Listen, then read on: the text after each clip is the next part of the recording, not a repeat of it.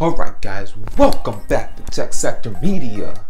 We are slowly getting up there, guys, alright? We are at 25 subscribers now and almost 500 views. You guys are killing it. My first video, we hit 300 views. Thank you so much, alright? I wouldn't be able to do any of this without the support of you guys. Thank you for people who are commenting on my videos, showing some love to Tech Sector Media. If you guys didn't know, my name is George, and today we will continue to be talking about the Turtle Beach Stealth 520s by going to an even more in-depth review and actually showing you guys how to set it up on your PlayStation. And don't forget, guys, we are just here to help you get the best out of your tech. So if you have any questions at all about any of the stuff I review or anything you want to see in the future, go ahead and leave a comment down below and just let me know how you feel. I'll get back at you, don't worry. Also, make sure to leave a like on this video and let's get started. Alright, what's going on, everybody? We're back with another video talking about the Turtle Beach Stealth 520s, where we show how to set up and pair these headphones. So first off, we have a nice sleek design, headphones that go flip inwards for comfortability.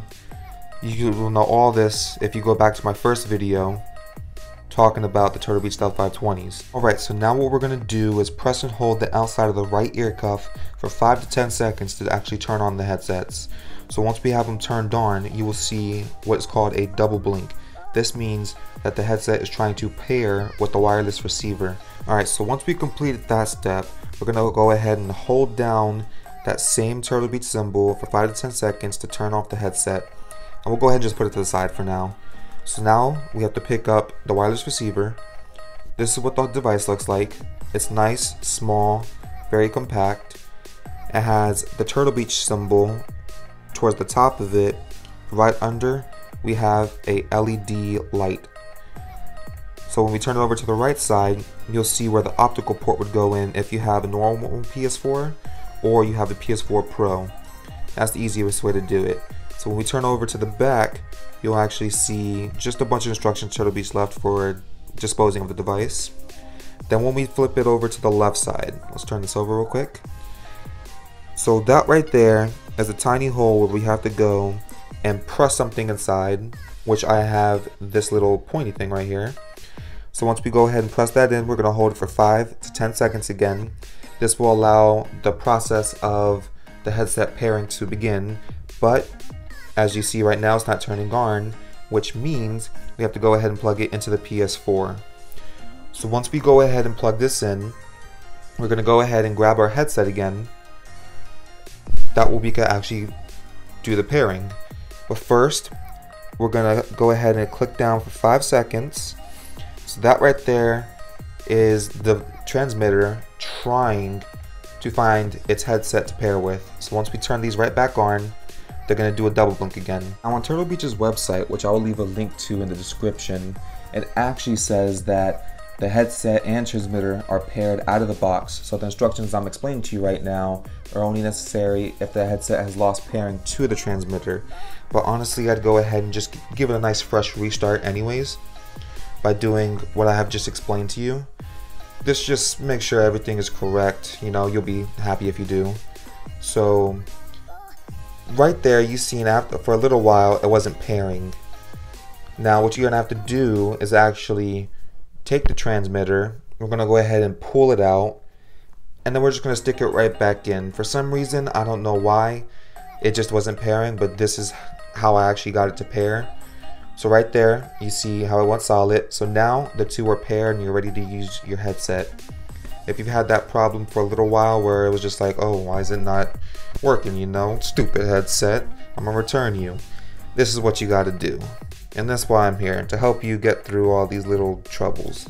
Now that we have that set up, I'm gonna show you the next steps we need to take in order to actually be able to use the headset properly. What we're first gonna have to do is head right over to the settings. Once we click on that, we're gonna have to scroll down towards the bottom where we see devices.